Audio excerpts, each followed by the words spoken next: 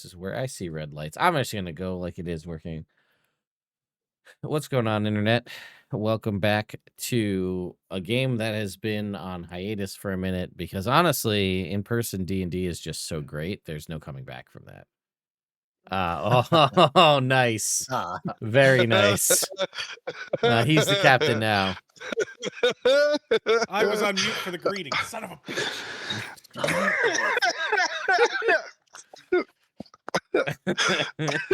So apparently we can't see the captain's hat. I have to fill in. So Apparently, yeah.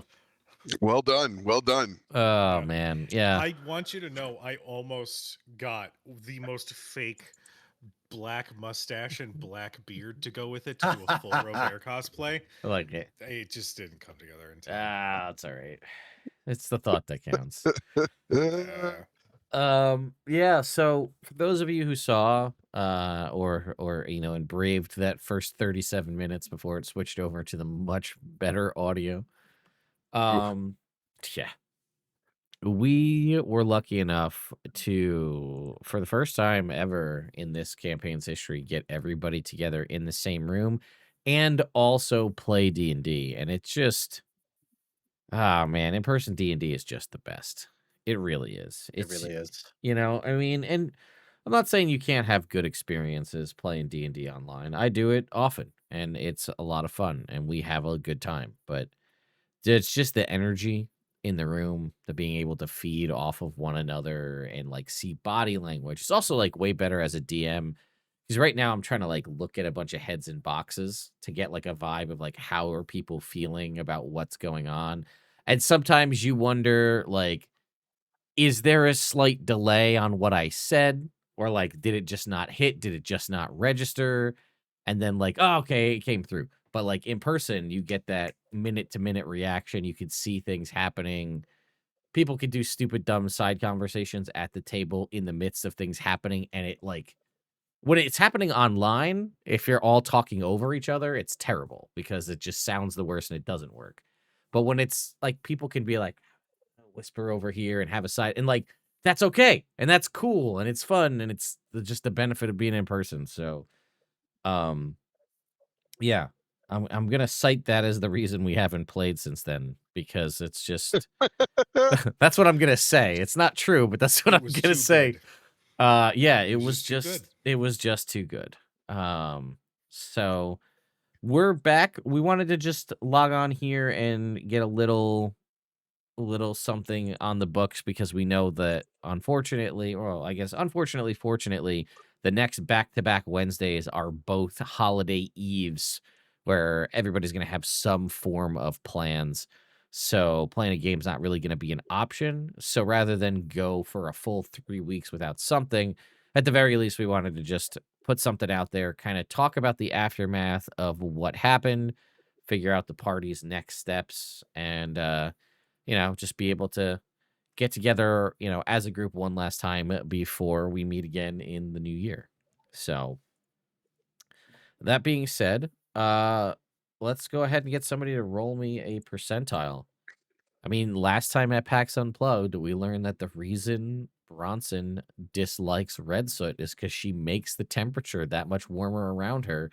And if it's a little bit warmer, he's just living in sweaty Ballville for the rest of his life. What a terrible place to be.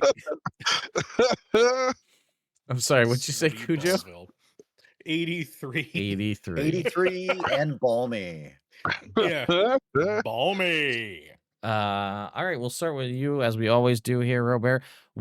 And this is something that obviously it's not going to impact things mechanically, but it is something that I often wonder because it definitely can speak to what kind of rituals and things people do. But what does Bronson do with his gear while he's sleeping? I never take it off. What are you talking about? Okay.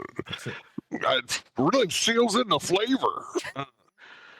Oh, come on. Everybody knows at some point in time you got to dry out that sock, all right?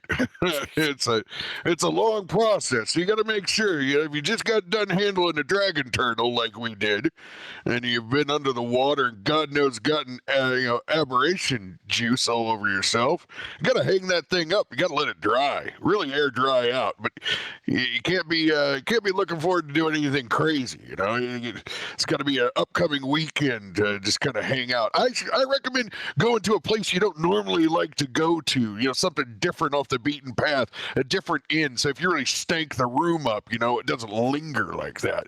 So you open up the windows and kind of really let that shit air out. And if you got to take a weekend to just kind of be buck ass naked, sometimes just kind of commune with nature while you're in there. Live off of a little bit of room service and let that shit dry out.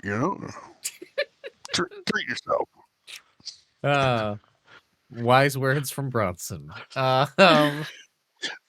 Please follow that up, LP. What about Soot and her gear while sleeping? Usually what I do is I'll take it, I'll use it as a pillow because I have a backpack, and I'll put my armor sort of next to me so that it cools me a little bit because sometimes I like to sleep as a tabaxi because it's way more comfortable, like your bones bend differently. And like sleeping on the ground it's kind of just a lot easier to do. But usually I just kind of use what I try to keep everything neat in my bag. It does get a little lumpy because there's a lot of rocks in there. But if you maneuver it right and like put the cloaks on top, then it's not so bad. I didn't think about how many rocks you're literally carrying with you all the time. It's the worst. I have equipment, and then I have my backpack that has all of my rocks in it. It's its own weapon. Yeah, I mean, I guess. Oh, yeah. I wonder how much it weighs. Hold on. 59 pounds. Wow. Jeez. 59 pounds worth of rocks. I have a strength of 13. She takes it off, and it's like DBZ, the weighted gear. Yeah, just right. Oh, yeah. She just starts flying from carrying this around. All right, Jake, how about Bishop? What does Bishop do with his gear while he's sleeping? Well, after he casts prestidigitation on Bronson and his gear, Bishop, he lays everything out for How the long next have you day. been doing that? What? Since we started, man. I'm so sorry. Son of a bitch. As soon as I got the crystal that let me do it, this day one, man. Why do you think? Well, anyway, lays out everything for the next day. Make sure everything's nice, clean, organized.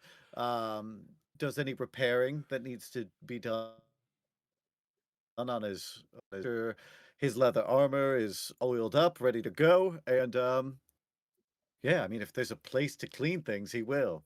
Although it's much easier now with magic. But yes, fastidious, and then packs it all away, nice and tight, good to go.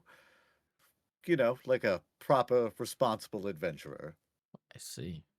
And how about you, Kuja? How's Gable do with his gear? Oh, natural, darling. 100% naked whenever I rest. And there is a solid moment in the morning when I must dress, and I remember how much I fucking hate it. And it's sort of like, you see those videos of the cat with the cone around their head, and they are absolutely screaming in abject horror? That's what I do every time I dress in the morning. Because it's so constricting. Yes? But you don't sleep. Well, I can pretend to. Okay. You just have naked time. It's not you're sleeping in there. You're just So I'd like to just for the whole team. I'd just like to point out that there is canonically now, as described, there is a time when you guys are in probably Phandelver or one of these places in an inn where both Gable and Bronson are having their own individual naked time at night. Just both basically going through the exact same effort just for slightly different reasons, but just nobody knows because it's behind closed doors. Yes. Hips passing in the night. and they will forever pass in the night. Sorry, Bronson, darling. Tomorrow feels like a jasmine tea sort of day. Also, Look at that. calling it naked time is it just paints it in such a difficult light. No, I mean, I'm all for you having your own naked time, and like mostly your fur covers everything up, so it's not a big deal. But like, I just want you to know that we know that it's not. You don't sleep in the nude. You can't really say that, so it's just you're just having your own naked time. Adding a little bit of vocal. Oh, I like that. That was good. Doesn't. Yeah. Naked time. I hate it. Like, if you want, I could be a tabaxi and I'll be naked too. You don't. You're engaged in things. That's. I'm naked time with you, but like with I just you. I just felt like I must put it out there. There was an urge in my brain that said, say this now. And so I Yeah. went with it. I know. You're very handsome, but I don't know. You're a little too fluffy for me. I'm sorry. What do you mean by that exactly? Well, so there are short-haired tabaxis and there are long-haired tabaxis, and you are a long-haired tabaxi. Mm-hmm. So when you're doing social grooming, it gets a little bit more uncomfortable when the hair's longer because your tongue gets stuck in it, and it's just, it's not for me personally. You're very handsome. Are you offended that you don't like me? No, it's fine. I'm just, it's not for you personally. That's perfectly fine. Totally understand. Well, no, it's not for me personally. Changelings.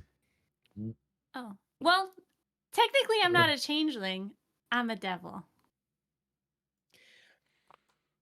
Valid. Just doing my needle point. So we point of interest here, which is something that I made a video about recently that I thought was interesting, is we now live in a world where Eberron Forge of the Artificer is out officially as a book, which brought updates to several species that were tied to the world of Eberron, one of those being the Changeling. Now, I'd say the lion's share of everything is exactly the same, like nothing changed. However, there's one interesting distinction, and that is when you are shapeshifted, changelings have advantage on all charisma checks. And what I think is even more interesting about Soot is she is 99% of the time shapeshifted, because the persona in which she typically resides is not her actual true form. Mhm. So now, forever forward, when in non-traditional natural form, you have advantage on all charisma-based checks. I'm adding it. Yeah. Yeah, So why not? I was just like, in that video, I was basically like, just change your eye color, like from your normal Oh, self. yeah. Like, be like, well, I know I tip.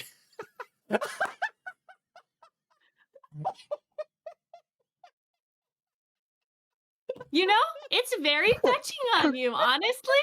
You look like a ship captain with the beard. Ahoy!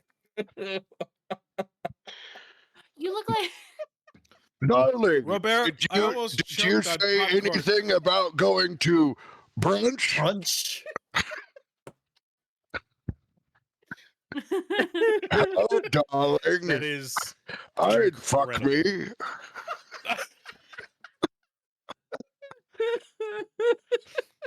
Us long hairs are going to brunch, Soot. Ciao. Oh, is this the game we're playing tonight? All right. You do with a No, I punching see you. sailor. I see you. I didn't even do polymorph. How'd you do that? It's incredible. I just make it very abundantly clear. I didn't have super high hopes for where this was going to go anyway. So this is just winning. I couldn't ask for anything more. Oh boy. I don't know how to change it, so I have the advantage.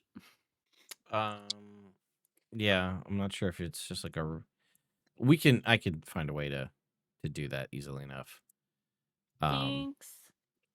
No, I'll probably do that. I'll do that after. But yeah. So, well, we got a lot of interesting information out of this session already. Moving is killing me. Don't you know? I'm a PNG tuber now. I'm a warlock. Ah. Yeah,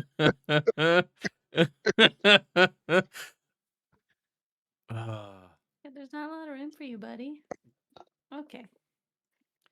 So, to recap for everybody what happened last time, if you missed the session that we conducted at PAX Unplugged, the big kind of difference is the party managed to defeat the aboleth broodmother, and they actually did it with basically dealing almost none, or maybe even actually none, damage to the dragon turtle itself. It actually, yeah, I'm looking at the hit points on it. Looks like it basically didn't take almost any damage. And the turtle only did a minor damage, I think, to everybody else. So through some expert maneuvering and freeing the dragon turtle with the hollow spell making its way to this area guarding against aberrations, the party was able to defeat the broodmother, all of its broodlings, and free the dragon turtle from its kind of centuries long sort of mind control of this aboleth broodmother. And as stated last time, towards the end of it, this is the first time in all the time you've been coming to Wave Echo Cave that it is eerily silent. You're used to that rhythmic, booming, kind of echoing through, the thing that gave Wave Echo Cave its name.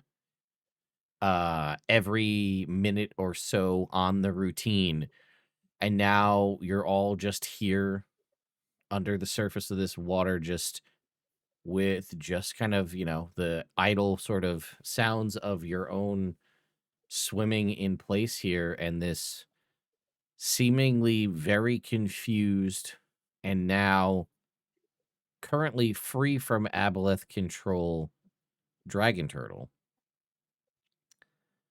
What's your guys' play? What do you want to do?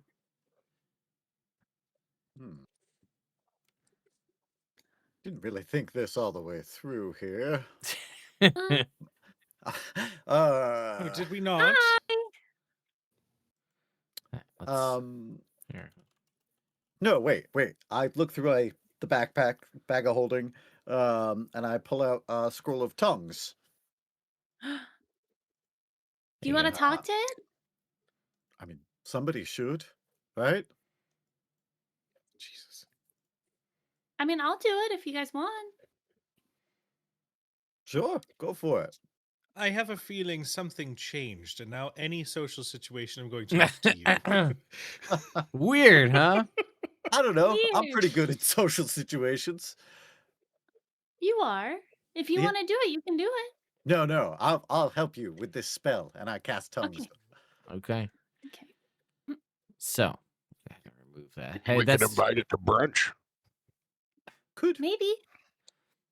That was a quick demo of the new reveal feature of D&D Beyond Maps, where you can now pick artwork and show it to the players with just a click of a button by searching through their catalog of images. I do have to work on how that appears on the overlay because it's cut off, so there's not like a great way. I can't maneuver. That'd be my biggest feedback, is I can't maneuver the artwork. It just takes up kind of the full part of the window, and I can't move it at all. But those guys on the ship in the dragon turtle art, just like getting blown off by the spray. It's down at the bottom the there. one guy's T-posing real good. Yeah, He's he's like, well, I guess this is it now. The guy above him is dunking. I was gonna say he's got Air Jordan, baby. yeah, I guess so. Hello, great sea turtle dragon. Okay. My name is Soot. All right. So this is the first time you've managed to address this turtle in a language in which it can understand.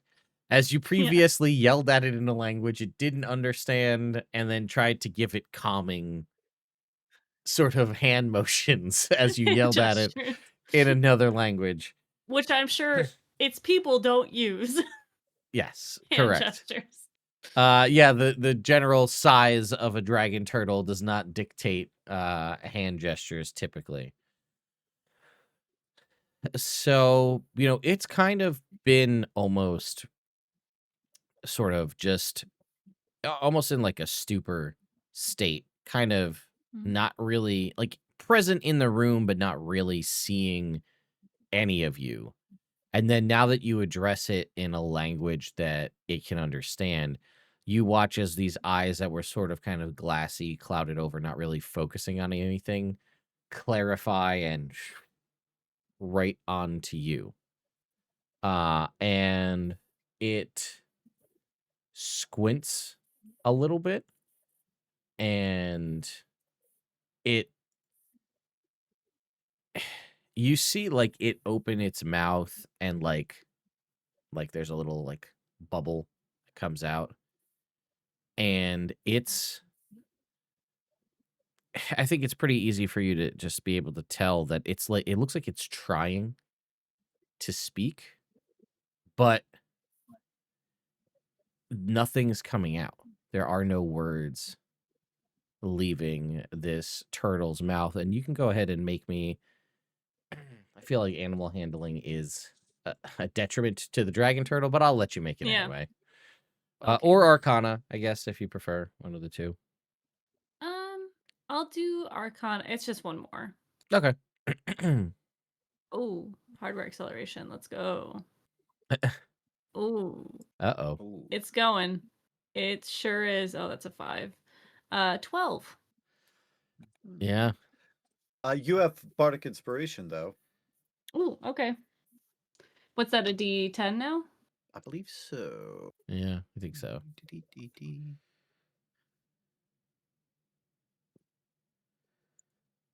Yes. So that's 6 more, so an 18. Okay, yeah. So you can tell pretty clearly, like, it very clearly seems to understand what you're saying. And it looks like it's trying to speak, but no words are coming out. And, it's been here for, the Wave Echo Cave has been known for what it is for thousands of years. This echo has been part of it.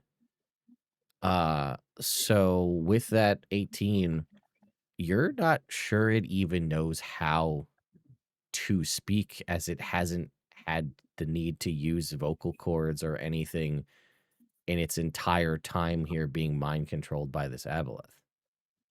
It's just been, you don't know how long, you don't know. You're in a weird spot, right? Like, why is there even a dragon turtle here in the first place? Yeah. It's not very, like, it's inland on the Sword Coast. It's not, like, connected to the ocean, or if it is, it's not currently. So how did one get a turtle here in the first place?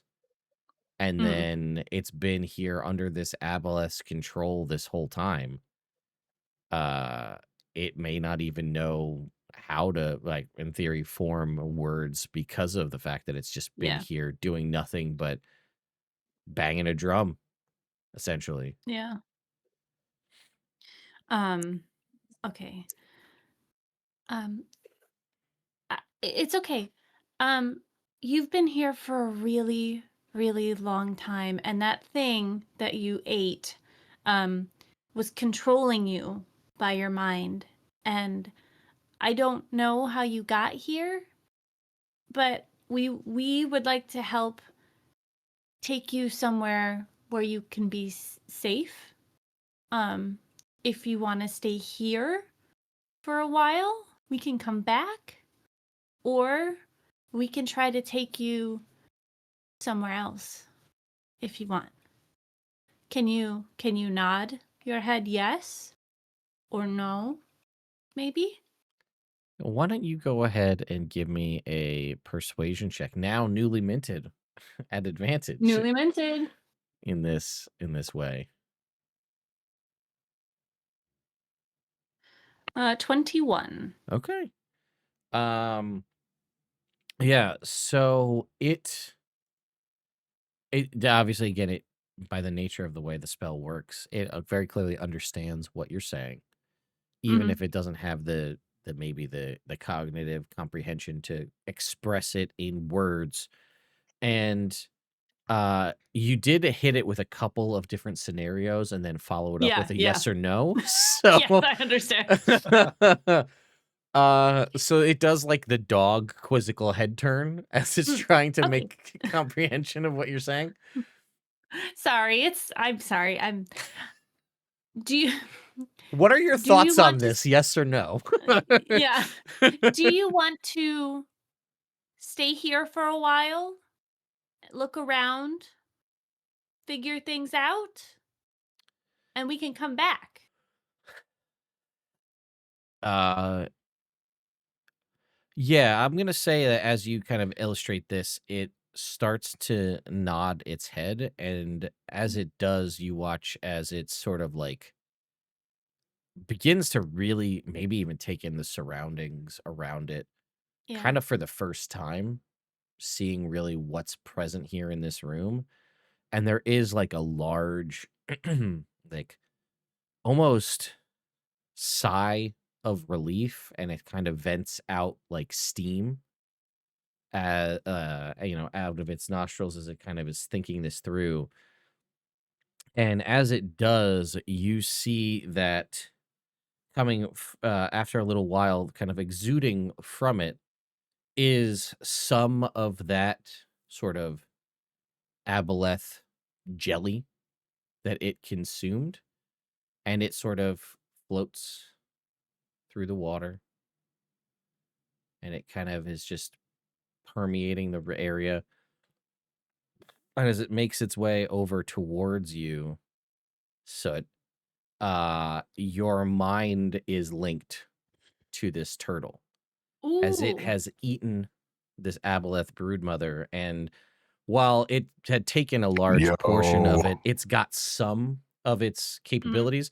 So it's not able to really express to you words per se, but it is Yeah. able to express to you sort of like empathic feelings and images. And Yeah. eventually, as the sort of slime sort of cascades out to the rest of you in the space, you're all sort of hit with a series of images, and it tries to convey to you what its experience has been.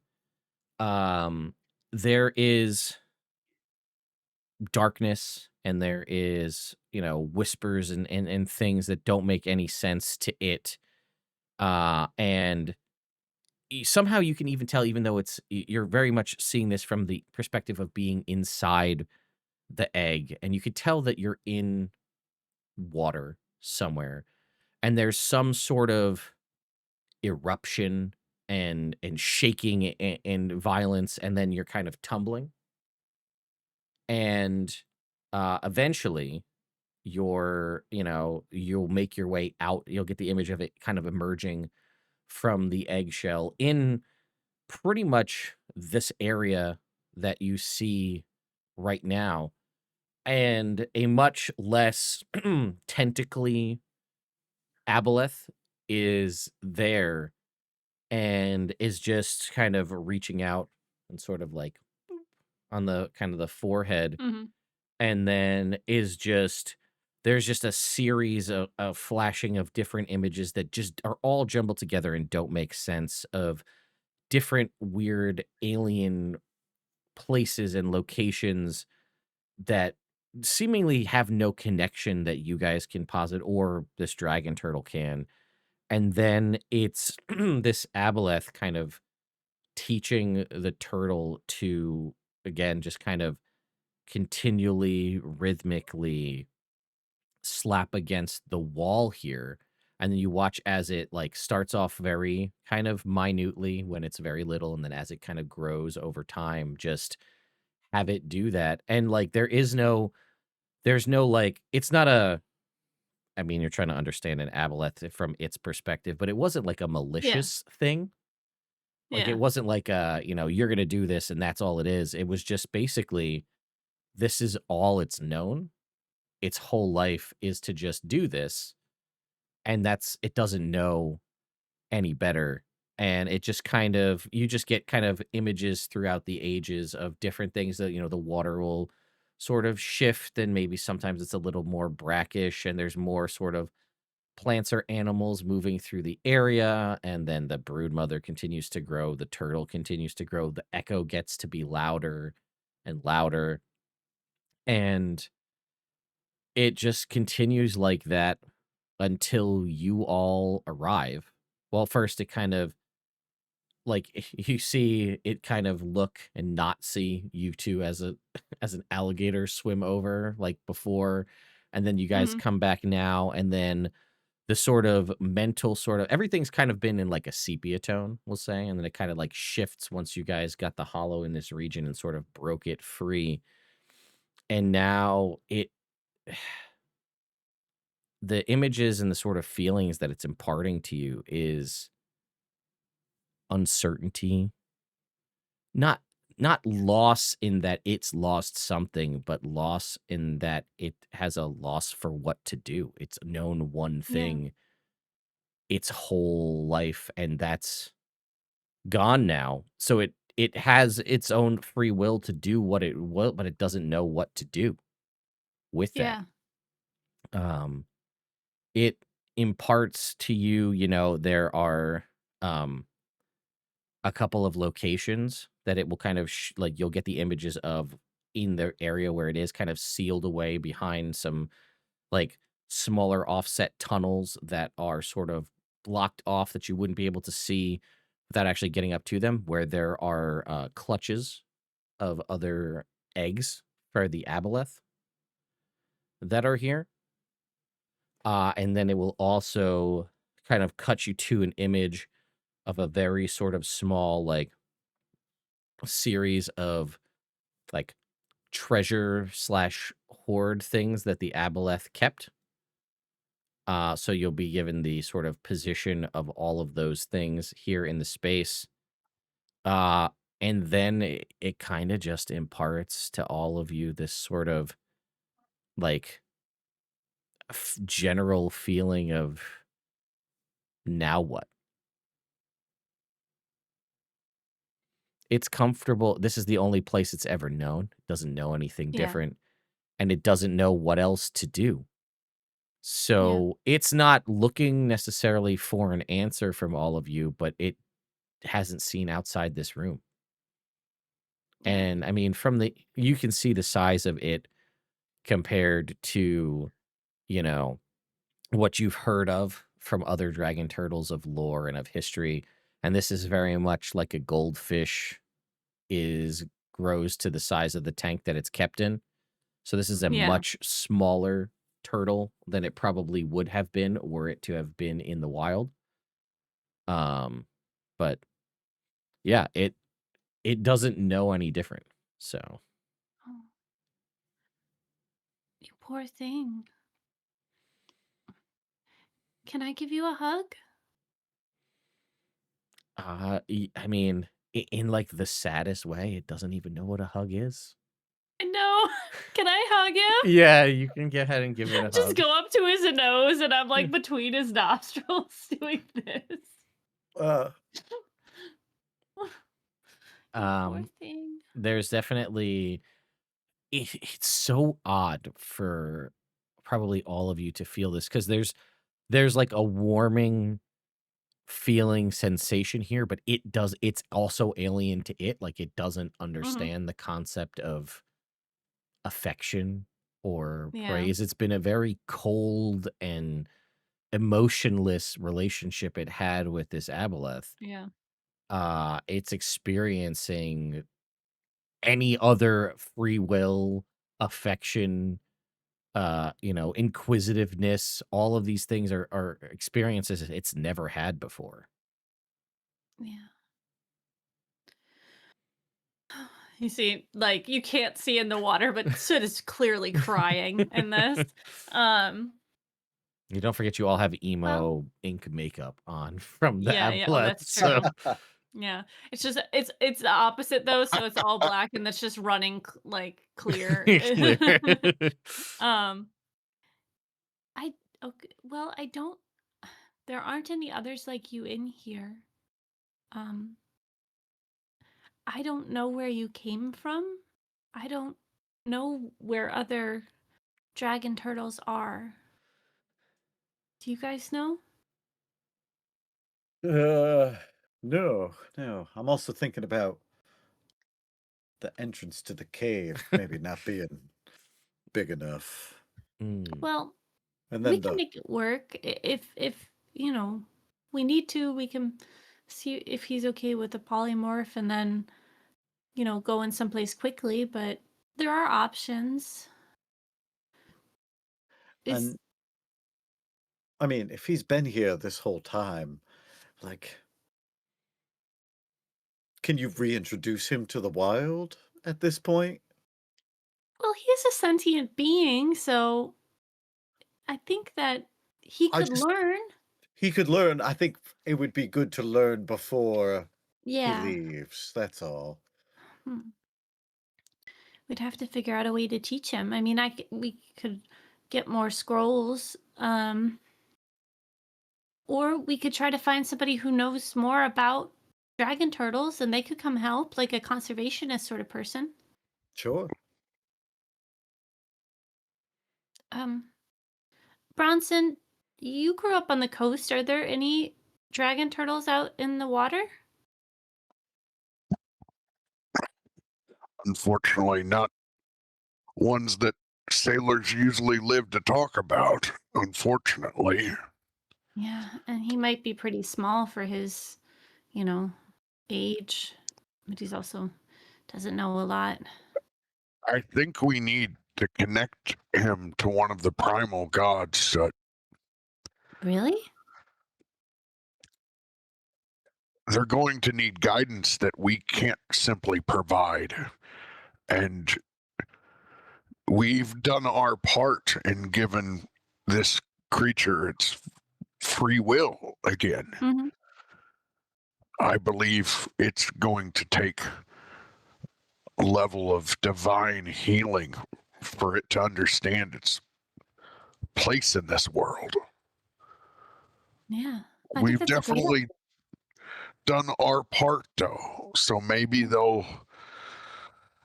So just maybe they'll hear our calls. Maybe we should try. Unfortunately, I have asked much of Shantae, but dragon turtles are not her forte.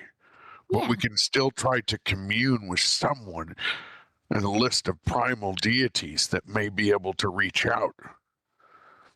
that's a great idea. Um,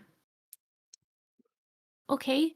So, um, we it'd be very difficult for us to try to teach you how to be a dragon turtle because we're not dragon turtles and we don't know a lot about dragon turtles, but we could connect you with someone who does. Would you be okay with that? Yeah, and you'll just kind of get the sort of overwhelming feeling of like uncertainty, but again, it doesn't know much different. So there's like Yeah. you put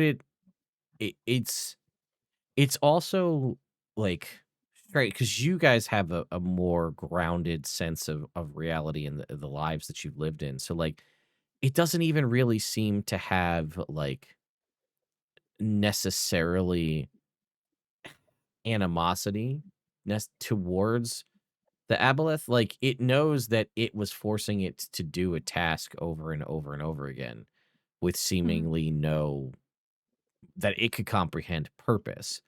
And the ability Yeah. to be free of that was something that in the moment, amidst all of the craziness that was happening, was something that it wanted, but it's almost not sure why it wanted it. So it's uncertain, but hopeful, I guess, you know? Mhm. I mean, it doesn't know what it doesn't know. Yeah. And you are the first people who have shown it literally anything different at all. Yeah. So you are in a very unique situation here where you can, you know, not that you wanted to all become, necessarily dragon turtle parents. That's the wrong term, but like you are shaping the future of this creature right here and Yeah. now.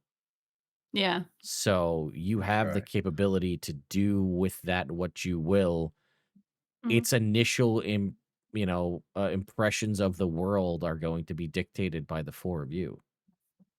Yeah.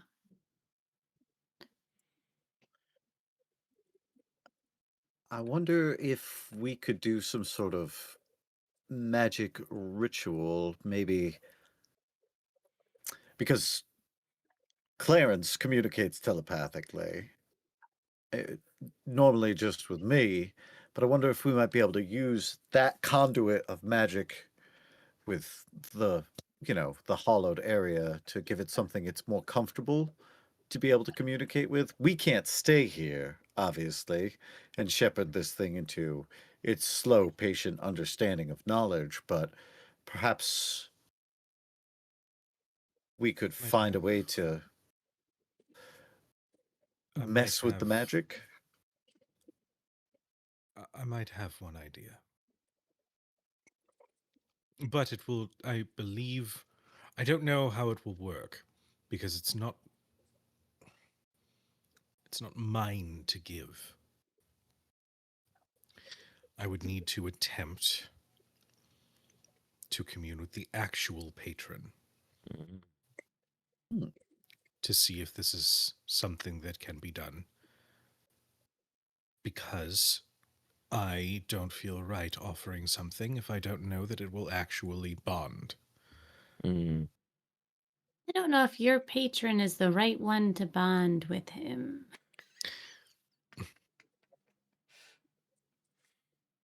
It's not funny, but I found it funny. So I want to offer Gidget. Oh. Gidget and Gidget can Clarence. communicate telepathically to me. And Gidget is, in its own way, a facet of my very personality. Not violent, not anything, but it is wise. They are wise. And if it means that this creature can be given at least some guidance,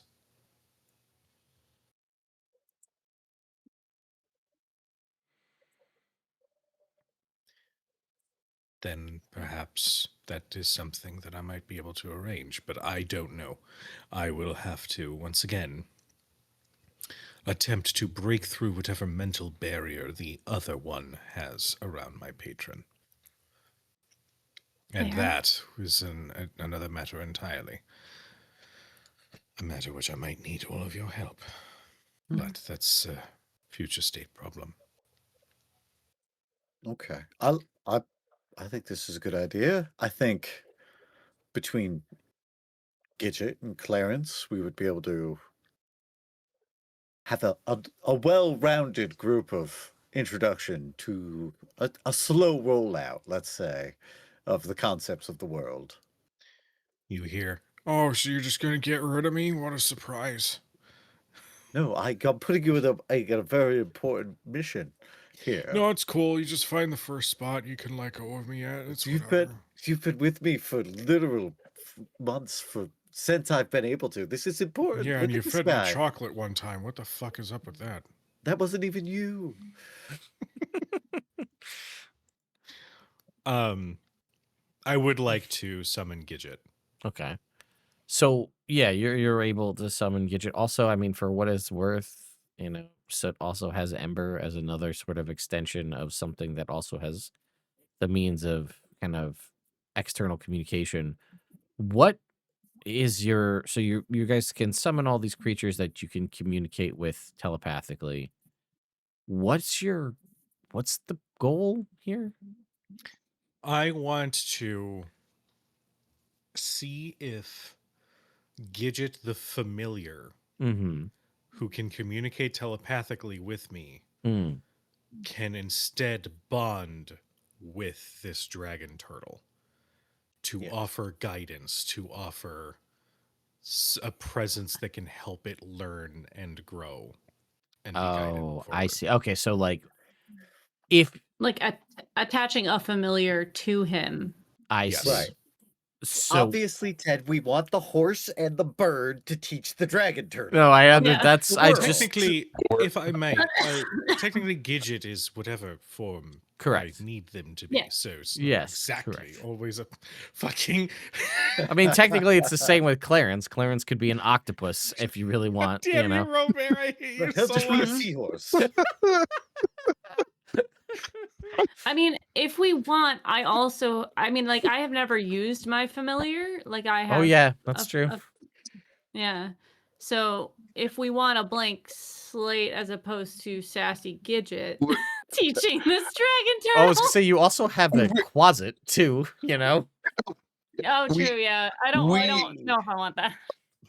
Your hearts are in the right place, but this is an ancient, great, primordial being. Oh, this is just a little baby.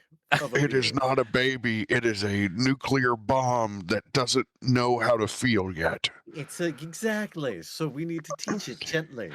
That is not our responsibility. It is now. We took that. We took that responsibility on when we freed it.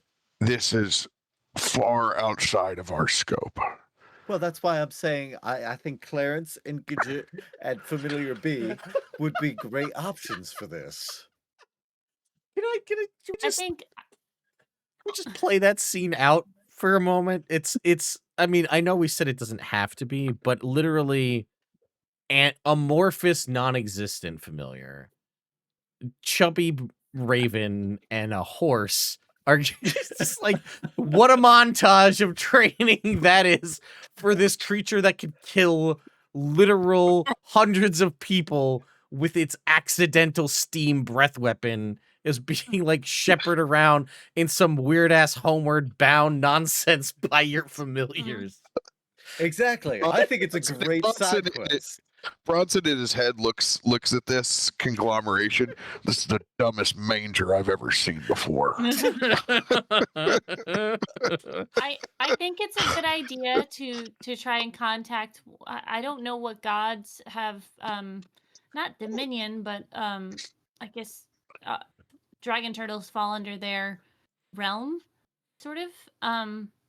And we don't have a lot of time to figure that out before this spell runs out and I can't talk to him anymore. So I think maybe You're in good shape here. I know quite a bit about the religions, especially the religions of the sea. Okay, good. So why don't I go through some of the basics with him, and then we can take it the next steps before too long. You do realize just- the basics are literally explaining the Yeah. world. All right. Yeah, I talk to animals all the time. That's fair. Okay, so Alright. first of all, most intelligent beings, which you are, have a name. Now, you don't have to determine what that is now. It might come naturally. But I am Soot. That is Bishop, Bronson, and Gable.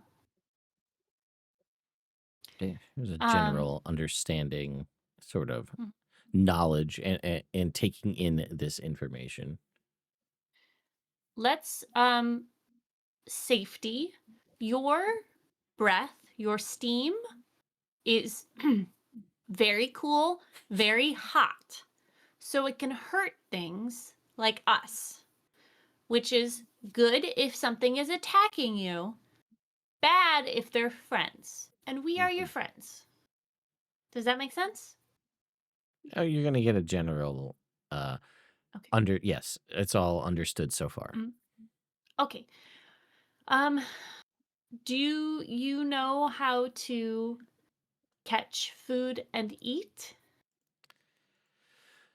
I mean, that's a pretty primal, Mhm. like base instinct that it does seem to understand, but you get the feeling, just kind of the images of basically that this entire time the aboleth basically, I guess, almost like through means of tentacle and other things, basically just sort of like IV fed this thing the whole time. Yeah.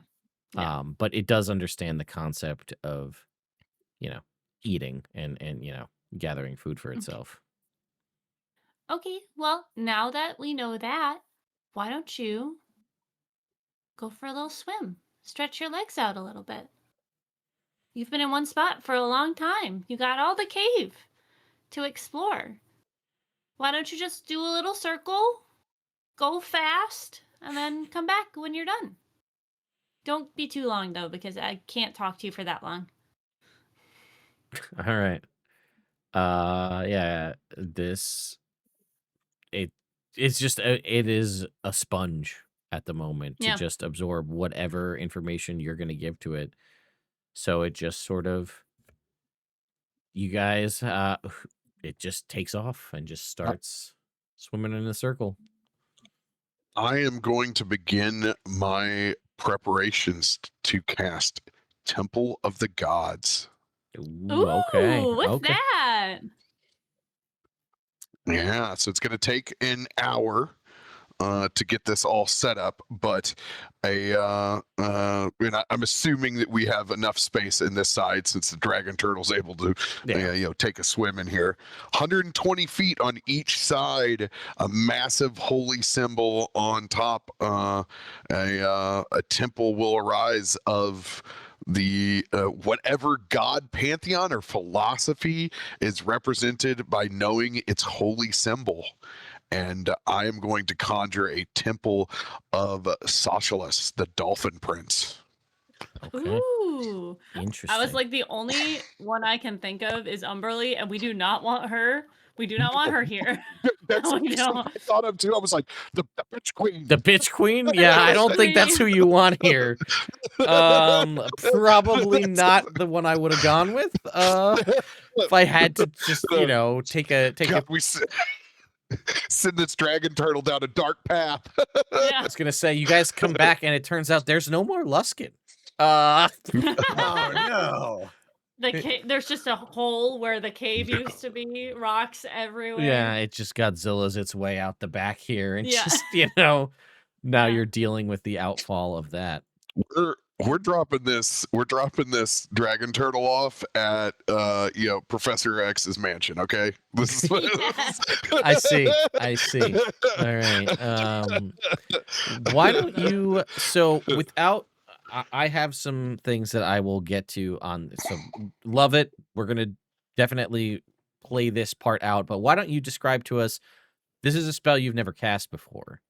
So why don't you kind of give us what this sort of looks like as you're literally forming into existence a temple, which is not, when you think about, like, not to downplay any of the magic that anybody in this party has done, but like, especially Bronson, your magic, while not necessarily overly flashy and has done nothing but keep this party alive time after time after time, it's not like a big showy magic. It kind of does what it needs to do and stitches up the wounds. This is like there's a physical massive manifestation being brought into existence where there was none before. And I don't think anybody in this party expects or has seen anything like this from you before. So I want to know what this looks like. It actually involves Bronson swimming down to the bottom of Wave Echo Cave, and he's basically going around like he would with his censer, as if he had sage in his hands. But here he's just gotten a couple of fronds of the seaweed that is here, and he is just tracing the grounds, and bit by bit, as he walks this floor, you guys see that there are these small little crabs that are emerging. They're all white from being in Wave Echo Cave. They're just albino. They don't need sight whatsoever. And it's the crabs that are emerging that begin to stack on top of each other, creating this massive ziggurat behind Bronson as he goes through. It's going to literally be this massive organic structure that is, has basically a seaweed garden around it, and it's going to be a massive living structure itself as we try to commune with Sashalas in the middle of it. This is so. I also want to know what it's like for the rest of you, right? Again, Bronson, like I said, his magic has kept this party alive time in and time out, but never has it literally manifested into a giant formation. So I'm just curious, kind of what's well, I guess turtle swimming, and you're kind of strategizing. But what does everybody else think as this massive spell goes off here?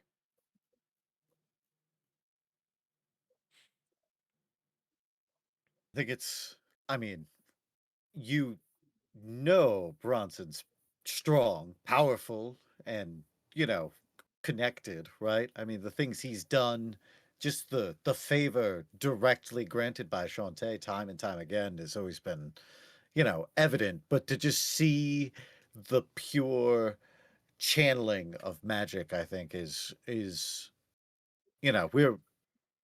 overwhelming to a point, just to think back on a guy who got almost killed by some goblins at the very beginning of this, to now all of a sudden, I mean, he can not just his own god, but other gods be able to manifest that. It's like, it just indicates where we were and where we are now. It's awe-inspiring, really. Although the crabs is a horrifying image to Bishop. Hate that, but all in all, wow. Crab temple. The whole temple just... They're all doing crab rave, dude. So you go through this effort, and you're in the process of running through sort of your mental Rolodex of deities, right? That would be the one that should be that makes the most sense to you, and it's not your choice is not it makes the most sense with the sort of the knowledge of deities that you would have. And the crabs do come to your aid and build this ziggurat. But where you would expect sort of we'll call it like the pinnacle, kind of at the top of the ziggurat, where the would very clearly be the shining holy symbol of the deity of your choice. What you see instead, strangely enough, is a unblinking sort of lidless is the wrong term. So it does have an eyelid, to make that very clear. Draconic eye at the top of this. Snap.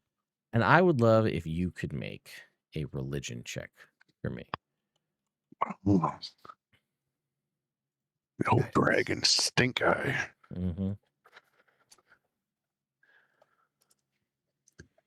I'll give you a bardic inspiration.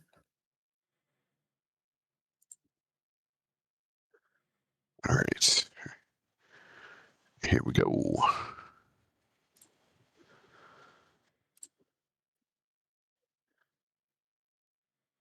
I'm going to go ahead and luck that.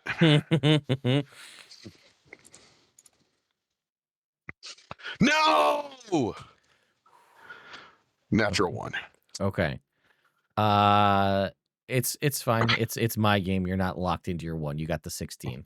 But Um, I'll roll that bardic then. yeah. Take that 16. Roll that bardic. Let's see what you get. What's yours now? D10. A 10. Yep. God bless America. 19. Yeah. So it's very clearly draconic, right? In its nature, what you can see here. And you're not unfamiliar with dragon gods, but everybody knows the two, right? Bahamut and Tiamat, and this is not either one of their holy symbols. This is something different.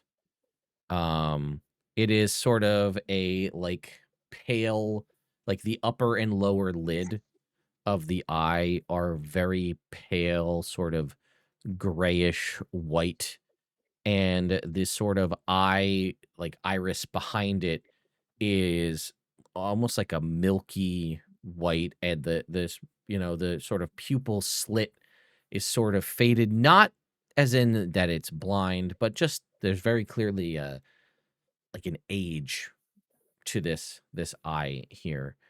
And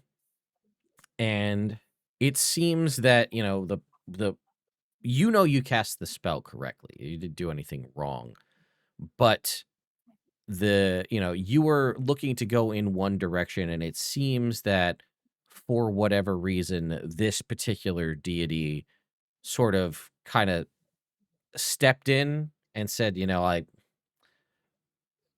I'm gonna let you finish casting this spell, but this is more my domain. Um, Oh shit. so, your turtle friend will circle back around. Bronson will call to him.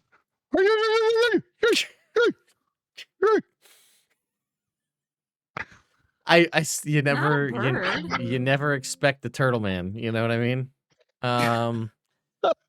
No Live one action. live action, baby. Oh man. If you guys are unfamiliar with the turtle man, you should do yourself a favor and look up that's like early 2010s internet. The turtle man. My dad was a huge turtle man fan, so anyway. He's visited our veterans home. Here That in Cape Town, Missouri. that doesn't surprise me in the least. Yeah, as your turtle friend makes their way back around, there's definitely like a general wave of shock and surprise, and now there is a giant structure that has this sort of unblinking eye at the top, and you watch as as this structure has been formed here, even though it's only been momentary, it looks like the stone that it's built out of in some areas has started to almost weather, I should is the better term, right? As over time. And you'll watch that as some of the cornerstones, the four sort of corners, if you were to look at the ziggurat from the top down, sort of kind of wither away and kind of turn into sand, which you watch as it sort of swirls into, which appear here on each corner, four very large hourglasses that the sand that's withered from this temple all form inside. And there is a slow sort of, as the turtle makes its way back, wasn't, you guys are used to the rhythmic sort of booming of Wave Echo Cave, and it's almost like a return to form, but not, as the turtle begins to make its way back and these hourglasses form, and there's a very slow ticking, like a clock in the background as time sort of slows down a little bit as the turtle makes its way back towards this temple of the gods. And I have no idea what this you say, is it white? Is it silver? What color is this dragon eye? it is white. It's actually, I guess, if you had to pick it's more gray than it is white. Man, you got Robert and Bronson. Ted has what a the very 3-5? What in the 3-5 bullshit is this? Yeah, Ted has some very deep knowledge about the very specific dragon pantheon from back in the 3-5 days. So there's, but you won't find that in fizz bands. I don't think you will. I went to check you don't find much. I went to go check to see if I could find some more up-to-date lore in Fizzbands, and I did a search and I found nothing. So, not. That sounds about right. You need a dragon god. There's no listing in the in the most recent dragon book. Awesome. It literally there's a setting called Dragon Gods, and it's 3 paragraphs. Okay. And it says, oh my God, you're not wrong. The You're two not most wrong. important gods in the Dragonland setting are Paladine and Takesis, which are basically just Bahamut and Tiamat, just given a different name because they decided to make them the same. And the sovereign host in the Dark Six and Eberron are sometimes described as dragons who ascended to godhood. Perhaps the high priests of the gods are also dragons. They could be draconians. They could be half dragons. Also, Theros might have dragons. Erebos becomes a black Dracolich. Thassa is a dragon turtle. I don't know. Whatever you want. That's it. That's your whole thing on dragon gods in the dragon book. Classic early 2014 WotC. So, I do have a piece of art that I will send to all of you, and I will put up. Unfortunately, this is the thing that bothers me, that I can't upload to the reveals in D&D Beyond, because this would be perfect for me to be like, let's test out that upload feature. But unfortunately, that's not an option. Oh, you know what? Actually, hang on. I'll be able to show them. I can put it in my cam box. No, you know what I can do? I can upload the art as a map to D&D Beyond and just change the back to that. Nice. Let's just do that real quick. Sir, station identification. This is going a little backwards on how we're doing this. The dragon god of crabs in time. Yeah, you've heard of him. You right? know, that one. We're only allowed 1 hour at this buffet, guys. Go, go, go, go, go. All you can drink mimosas and snow crab legs. Well, the dragon god of crabs obviously wants the dragon turtle so that it can steam the crabs really fast. Oh, my mind is blown, Jake. Holy shit. Instant crab oil. Whoa. Instant crab oil. What the dude? I mean, I'm connected. I got my red string out. So he's got bone armor and chronomancy. Yes. So, as the dragon turtle appears, it kind of makes its way back. This sort of ticking. I mean, obviously, this is what the dragon looks like. He's not here in full form, but you know, it's too cool of an image to not show off. And this sort of constant. There's that one really great soundtrack that you have that I really need to work on building out. Playing music on this well, you know the one I'm talking about with the clock. Oh yeah, you know the exact one. That music. So anyway, think about that. Think about that. But yeah, and it just sort of looks. This presence is, you know, as the turtle kind of makes its way over, and this presence sort of speaks out and says, You're an interesting occurrence. You're out of time. Things are strange. This is all very strange. And the presence again. We'll say that we'll make that little eye on the top sort of turns. We'll make it the eye of Sauron. It can definitely turn and have a beam come look over at you, Bronson, because it just feels like that feels right. And it says, I'm sorry I've hijacked your temple, but this really falls more into my area. This creature is, well, its fate has been altered, and I think this needs to be reevaluated. And it kind of turns its eye back towards the dragon turtle, and it just kind of like there's very clearly some sort of communion or conversation happening sort of between the two of them. And the presence returns to all of you and says, I do not know what your plan was for this creature, but I think there's work that can be done. And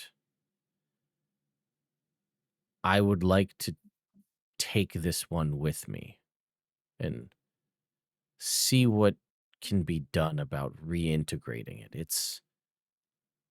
I can't judge it for its actions, as its actions weren't its own, and its fate perplexes me. What say you all?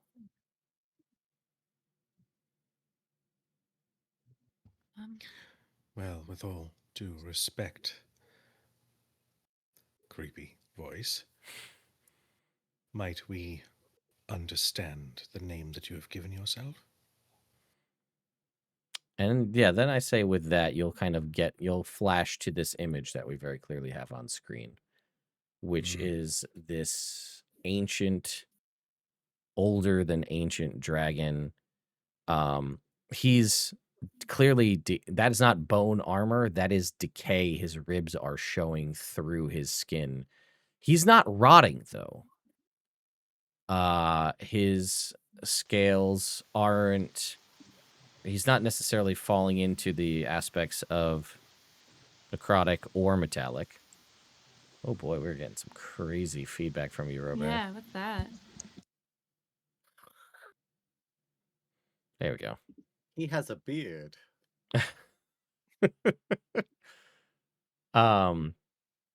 So you see this series of all of these different hourglasses with all of these different skulls. These skulls don't really look 100%. They should all be draconic skulls that you see at the bottom of each of these.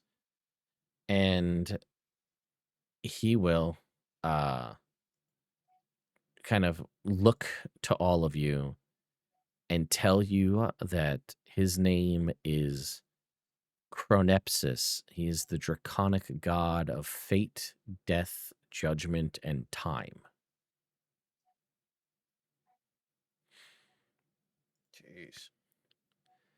And his purpose is he watches over the lives of all things, specifically with a focus towards dragons, and he judges those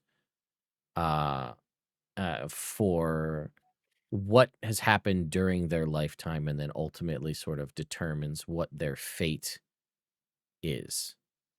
And typically he's been the reason, well, again, I'll just impart this to you in a meta way, is the reason you've never really heard of him, Bronson, is since the dawn of time, he's been typically cut off from communication and just dedicated to managing what he does and keeping an eye on things, not really ever reaching out or seeking to make an impact on anything. He is one of the oldest deities, the draconic deities. Some people consider him to be the brother of Io, who's the dragon god above all. But it seems that this was such a strange, out of place alien situation that this turtle has been sort of removed from the general existence of most things. It has had no will of its own for which to be judged. And it's just like, it is for someone who watches over the existence and the rise and fall of all things, dragons more specifically than all. This is such a strange anomaly that it was worth reaching out for, because this is something as a deity that's seen so many things.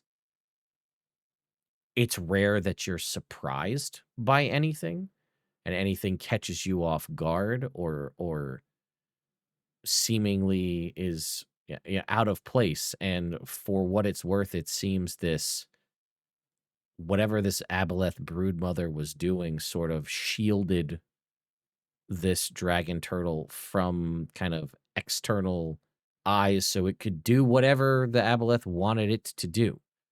And with you hallowing it and bringing divinity back into this space where there was none, it opened up that avenue to let people know, let deities know that there is something here.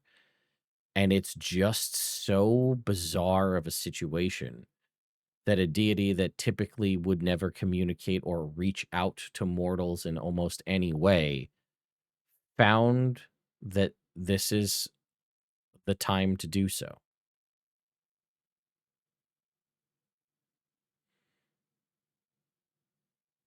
And he also looks badass. So there's that.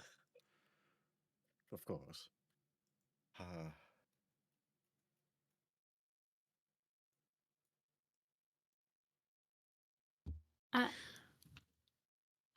I'm sorry. I don't know much of your greatness. I just want to make sure that our new friend is going to be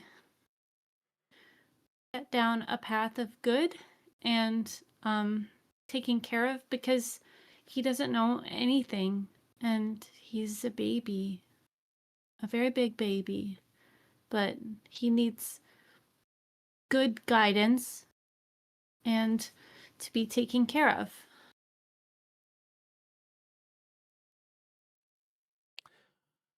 You should go ahead and give me a persuasion check to this dragon god, if you would. So Okay.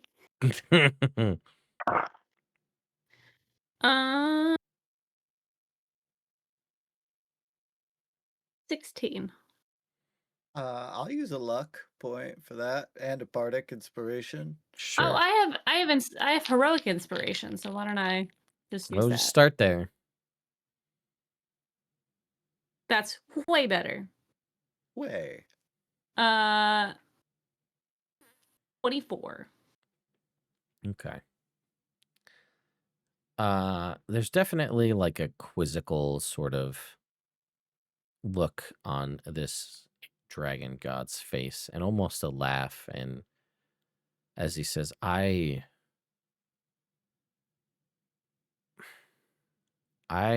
tend to find myself neutral on all things. I would be willing to impart the knowledge of the world and the positives and negatives of all things to your friend, to inform them of what all aspects of this world, life, death, the balances of good and evil, and bringing those to judgment when things seem to need intervention.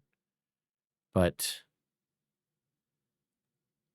why why why the side of good and not general neutrality? Well, I'm comfortable with neutrality. I just don't want him to have to suffer and fight all the time and, you know, generally destroying things and being evil. So neutrality is good. I would prefer good because I like good things, but I understand that the world isn't always good, and that, especially for a creature like him, he would need more neutrality. But I don't know. He's seen so much badness in his life. He's seen nothing of anything. He's been stuck here since he was an egg. And I think he deserves some good.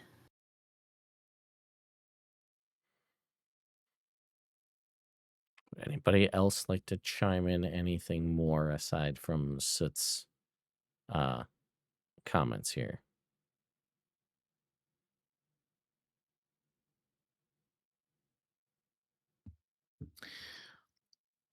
I'm going to speak somewhat frankly. Obviously, respect for your station. I would like to see this turtle live. Hmm. I would like to see this turtle thrive. Yes, obviously, the aversion to goodness and warmth and light is here, but in actuality, a creature that has had its life robbed from them, its potential for good, evil, or neutrality taken from it. If you are searching for perspective, then mine would be I would love to see this creature find whatever version of peace that it is meant for. And I believe that you, in your domain, may know what that would look like. That is my only wish. Personally, I cannot speak for my compatriots. I will let them speak for themselves. There's definitely a nod of understanding, but then there's a narrowing of the eyes as he looks towards you, Gable, and he just kind of just interesting. And Ted, give me the offer that what he's propositioning again. well, You were cutting out. yeah, you were cutting out pretty hard there, Robert. No, the assuming you can hear me though, right? Yeah, can you hear me? Yeah. Yep, you're good. No, Soot had said, she wanted to ensure that he had, he was sort of trained in in the ways of good, and he kind of stated that he's more much more on the side of neutrality, that, kind of walking that line between good and evil, and seeing all things, life and death, and judging those for what they've done, and seeing where their fate leads. And that's his sort of outlook on things. And given that this is a odd kind of situation where this turtle is grown, but is essentially unimpacted really one way or another, doesn't know right from wrong, good from bad, is kind of very much middle of the road because it doesn't know any different, that it was an interesting sort of disciple to bring on. And then obviously Gable chimed in with his sort of thoughts. So it was just kind of opening it up to say, is there anything else other people want to impart to this god in favor or in addition to, any comments regarding this Okay, turtle? I just wanted to make sure it wasn't Yeah, it was a not a direct binary. proposition sort of a thing. It's not a binary decision. He's just representing that he is a entity of neutrality and not a just a good deity. Okay. Correct. Yeah, he just is basically looking to hear what you all would say, essentially.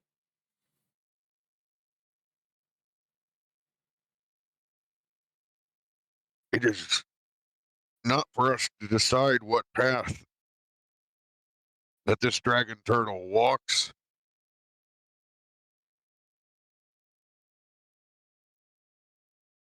It's only for us to do the right thing and steward it someplace where it has a chance.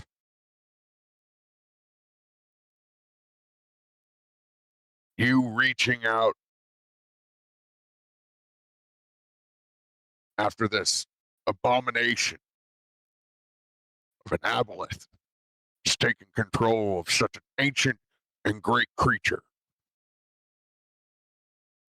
You have taken interest in it. For me, that is enough. I just hope that this experience, as we've represented the land dwellers and humankind,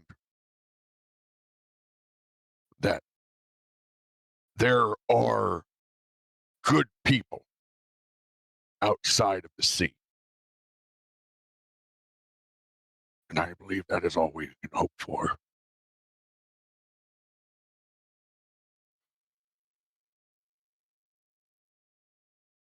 Anything you'd like to add, Jake/Bishop? Sure.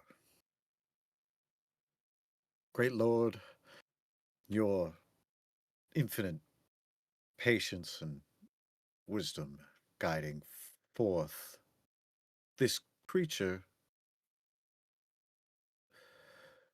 we granted it simply freedom,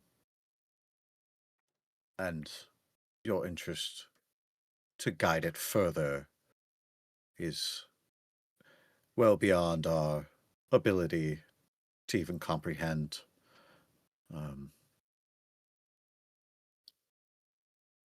As mortals, we ask only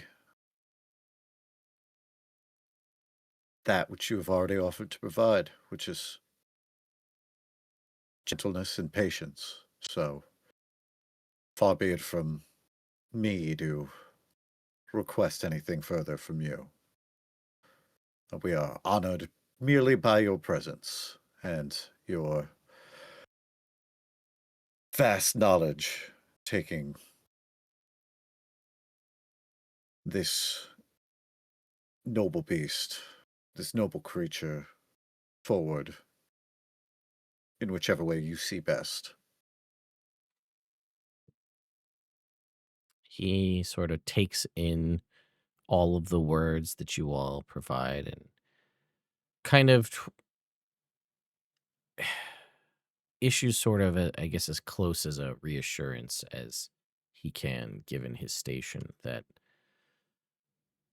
it's very rare for me to find disciples or followers, as I walk that line of neutrality, and it's near impossible for people to truly, or for anyone really, to achieve the inner void that can only come from dispassionate observation and self-reflection, things that are needed to truly be neutral on all things. And on the unfortunate circumstance that your friend has found themselves in is a blank slate in which to be perhaps my greatest follower of all.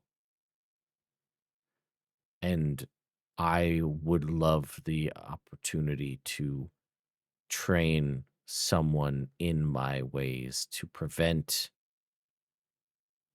things, one of this nature, things trying to get out of time and prolong their existence through alien and strange ways, but also to bring judgment, both good and, you know, vengeance, as it were, to those who need swift judgment. And he kind of chuckles as he looks at, like, it's like part of the scales on his arm just sort of like slough off of the bones, and I'm not getting any younger. So I've never thought about what a replacement would be like, but someday that's a conversation I need to have. And I wouldn't mind taking this tragedy that is your friend's situation and trying to turn it into the only and the best form of honor that I can do, which is to make it my greatest disciple and perhaps one day my successor.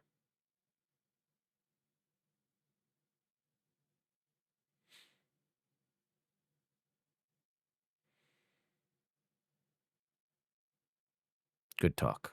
Yeah. That's so sweet. I'm I so don't- sorry. That's all right. Your holiness.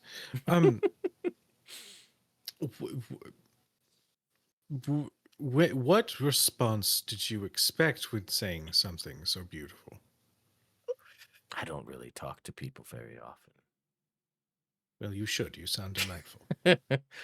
And he goes, and he kind of, again, he looks over towards you, Gable, and he says, I know you're on a path, but I'd just be, well, just this once. I'll let it slide. As you put two and two together, that probably one of the biggest things that someone who handles time and fate and judgment, undead are probably not his favorite thing.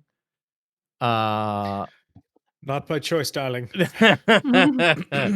So It's an acquired taste to be it's beautiful, darling. Am I getting it right? Not at all. No, you're way off. I don't know where you're going. It's really hard. Did you It's alter really self hard to just to remember. change my vocal cords to sound like Bronson for the rest of the game?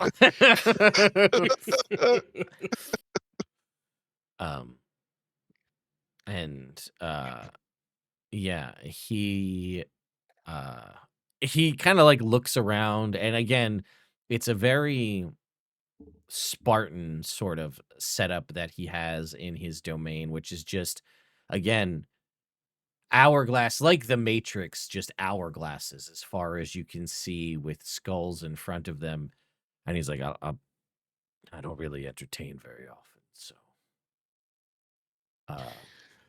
No, we I love think what it'd be you've great done at with the parties. place. And he will just be like, he'll just kind of look, and then he'll just kind of wave like a draconic hand, and you'll see, like, as he does that, like a sort of ethereal clock sort of appears in front of him, and it kind of, you guys are shifted through kind of a portal and brought back into the space where you were. The temple still present, because that's how Temple of the Gods works. And he basically says, I'll give you a moment to say your goodbyes. And your dragon turtle friend is there. And, in the moment, seeing all of this stuff, and kind of having gone for a swim for the first time in his existence, is very much like a happy puppy wagging a tail kind of a situation here. And there's just general vibes of happiness and, uncertainty, because there's a lot of that going on with his lifetime. But yeah, just kind of looking to all of you in the moment. Well, we gotta go, buddy. This guy's gonna take really good care of you, and you're gonna learn so much from him. And I'm so glad that we came here. and that we could do this for you. And I look forward to hearing all about the things that you do, because we will meet again, and I will see you again, okay?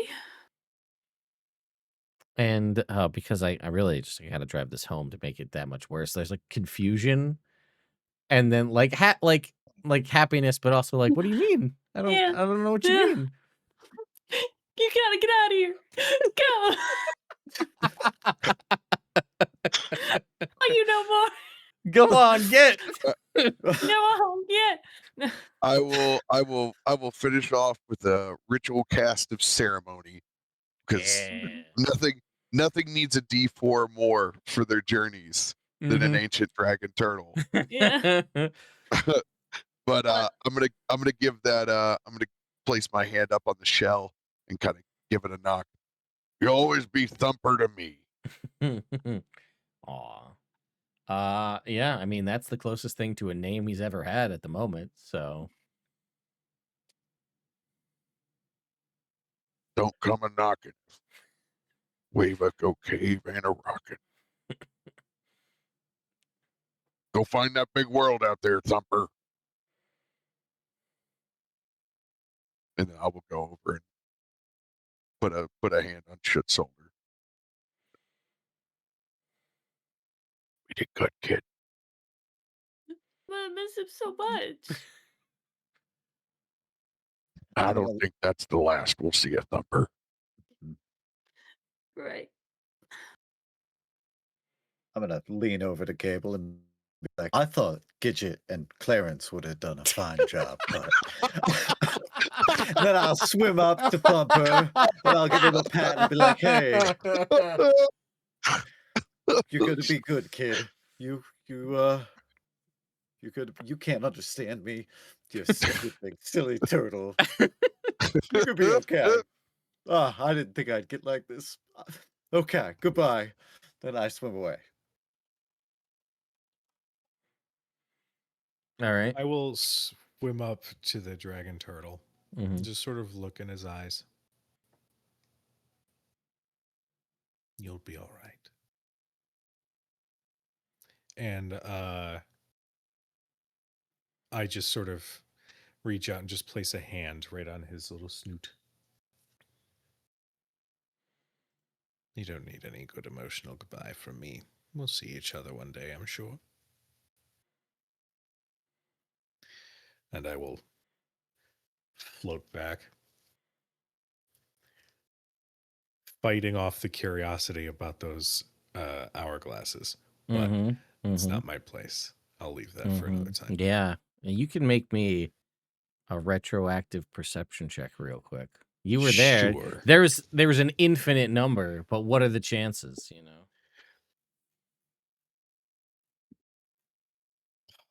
Man, if it had been a natural 20, that would have been amazing. I would have given you something for that, but I know. I didn't. I rolled a 10. I'm pretty sure I didn't see anything of note.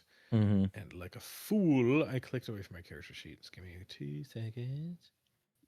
10 plus 9, so 19. yeah, unfortunately, there was a lot going on.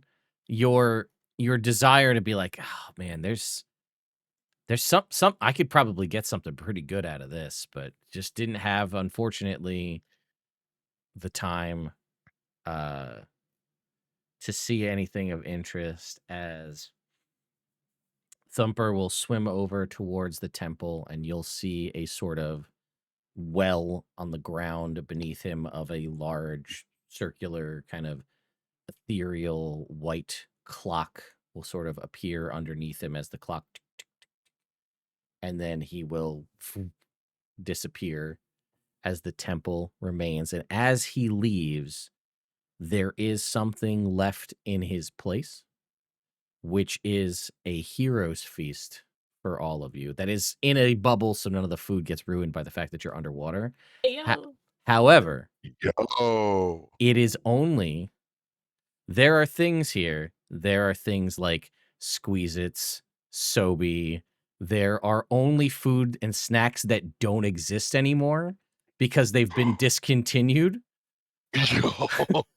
Choco Taco, you know, Choco PB Crisp Taco. cereal, you name it, it's all here. So now I got to go down the line. So Robert, what's the gadget to go with? He looks so uncomfortable.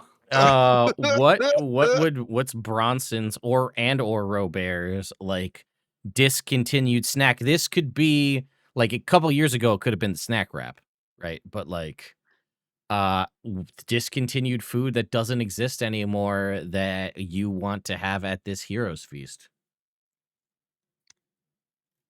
This was the buy one get one free on my high school CHS fundraiser card. The legendary nacho cheese chalupa. Yeah, all right. Buy one get one. Perfectly crispy as you remember. The cheese still is immaculate as the last day that you got one for, I don't know, like $1.25 back in the old world. Yeah. Mm-hmm. Yeah, I mean, all sorts of things like Doritos 3D and, you know, the various colored Heinz Easy Squirt ketchups, Tab soda, the Ninja I know Turtle, mine is. you know, Hostess pies. Anyway, what's yours, LB/Soot? Social Club. The best drink ever made that they discontinued. They were like cocktails in a can. Mm. Oh, there's OG Four Loco here, like with the alcohol in it. Like it's. We have to swim back, guys. I mean, listen, you make your own choices. That's all. I mean, we have a boat, I guess. Also, like while we're like looking at all this, it just goes, we should really take care of those eggs. Fruitopia, you know, all that sort of stuff's here. What about you, Jake? Yeah, I got a big bowl of waffle crisp cereal Yeah. with Nice. that original Damn. formula. Oh yeah, Damn, what a that's fucking good call. oh, dude. Fucking Robert with the. Sorry, I didn't see your picture there. The updated picture. I didn't see it until just now. I know I was looking up foods. You wear a What do you captain's want hat from me? once. If I don't keep that hat on. Okay. Absolutely. Gable, you gotta OG go. I have waffle a second crisp. one, and I don't want to steal thunder if it's Yeah, yours. please. Cujo, what about you? Oh, yeah, I don't know. Butterfinger BBs, I think. Would probably be a Oh, bowl of Butterfinger BBs. Yeah, nice, that's a nat 20 right there. Yeah. All right. What's your second one, Robert? Bigfoot pizza from Pizza Oh, Hut, man. yeah, the Bigfoot pizza. Hell yeah. Oh, man. Yeah, Bigfoot pizza. I have a lot of fond memories of going to Florida and my my relatives ordering that for us. That was definitely Yeah. Let's see. Red Wax Coca-Cola cups or Dr. Pepper cups as well. Mm-hmm. Got to drink out of that red waxy cup. Yeah. Life. Let's see. I mean, you gotta have like there's a big old fountain of Ecto Cooler here. Like, I mean, Yes. Mountain Dew Pitch Black 2, the sour flavored one. Ooh. What a deep cut. That's one of my that is one of, if not my favorite flavor of Mountain Dew, because like you had Pitch Black, which was just grape, and they brought that back a few times, but they made Pitch Black 2, which was sour. Oh, so good. Mm. Yeah, so you guys are, you know, all of the different Reese's, Almond Joy, Swoops. There's so many desserts and snacks and Mm-hmm. all these kinds of things. Get the Angus burgers from McDonald's, you know, all the different. I was a big fan of those. Mm. So what were you talking about? Eggs? Oh, the original Oh my McDonald's God, fries, this is right? so Like, good. Oh man, beef Yeah. tallow fries. You could This supersize Coke any. tastes amazing. I was gonna I feel like I have so much energy right now. I was just, it's really good.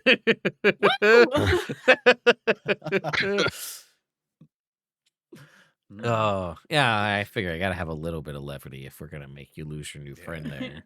Get to have some take a trip down memory lane here. Mm.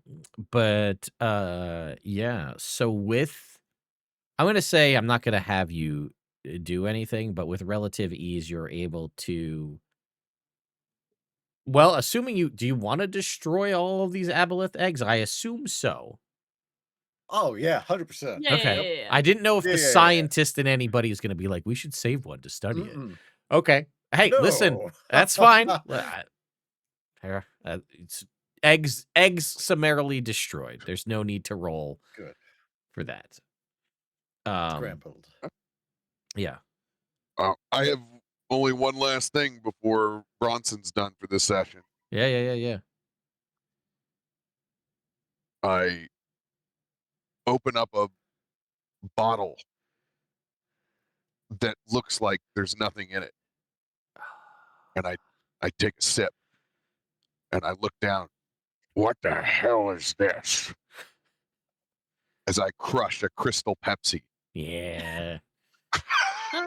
for the first time. Oh, what a it's crazy when you're a dragon cut off from communication and out of time, what you're able to acquire in the dark recesses of the outside of the timeline multiverse. All of your Blast pie. Holy shit. So, you are able to crush all of the eggs, and you know what? You're able to head over to that little kind of pile of treasure of things that the aboleth had gathered, because obviously your dragon turtle friend didn't have a chance to gather any treasure, right? To have a hoard of any kind because he was summarily occupied. But yeah, while you go over and look at that, let's go ahead. Let me pull something up here. I'm gonna need. We're gonna throw in. We're gonna throw in one specific sword that's been eluding you guys this entire goddamn campaign. That Jake's been What? trying to get because he keeps not going where the goddamn sword is. Okay. Or I mean, we don't have to. We could just ignore No. it. Have it. Oh, But I am going to let me find. Yeah, we're gonna throw some random. We're gonna throw some random loot here for. We're gonna definitely have this Barosian General Sword, which I will get to you, Jake. But I'm gonna let everybody else throw a random roll here. So, LB, go ahead and roll me a d4 if you could.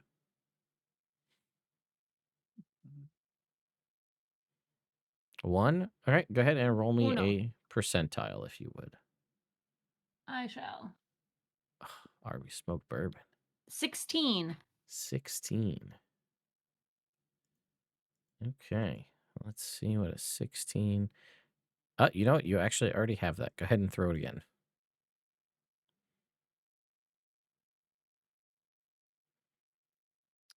Oh, 1. I'm Okay. sorry.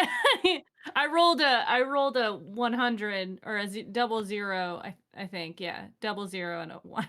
Yeah, that's Took one. me a second. Okay. You will find, which I guess is kind of fitting because we've been talking about stuff being out of time and whatnot. You will find an amulet of the plains. Robert, go ahead and throw me a D4. Roger, Dodger. Rolling, rolling, rolling. I give it a 4. Okay, roll me a percentile.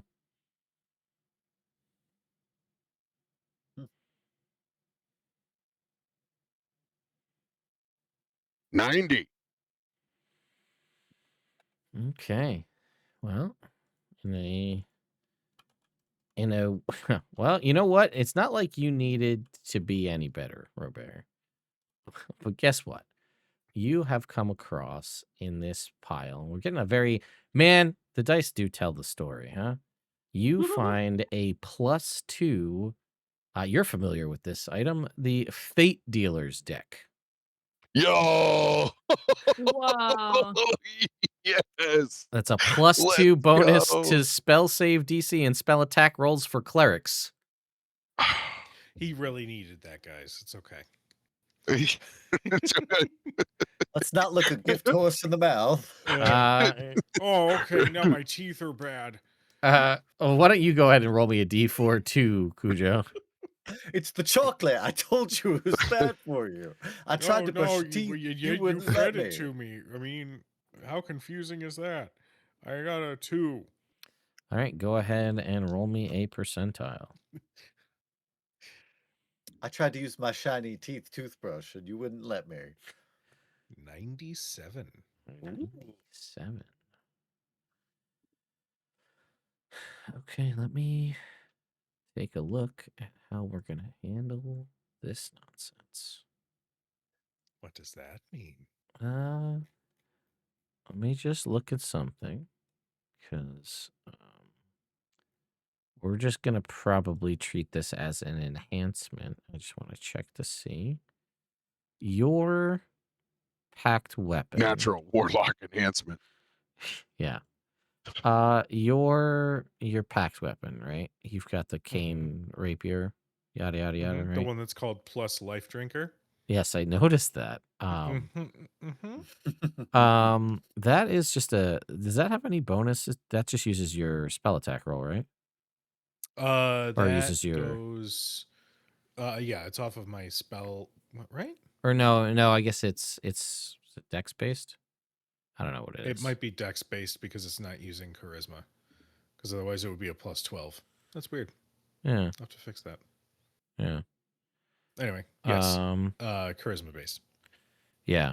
So I don't remember. Is that a weapon? Does that have any enhancements on it as far as like aside from the damage? Other than the 2d8, I think the cane rapier itself could be like hidden from it's undetectable while it's sheathed. So Yeah. So one, we should change it because it should be using your charisma. Oh no, it is. It's using its 10 plus 10. Yeah. Oh, it is. So more importantly, the enhancement that will be applied to your plus life drinker cane rapier, it is now a +3 cane rapier. Ooh. So +3 to attack rolls, +3 to damage. Yo. Just across the board. So that gets added. So you can go ahead and just, I think I can adjust that and factor that in. But yes, it jumps up to a +3 weapon.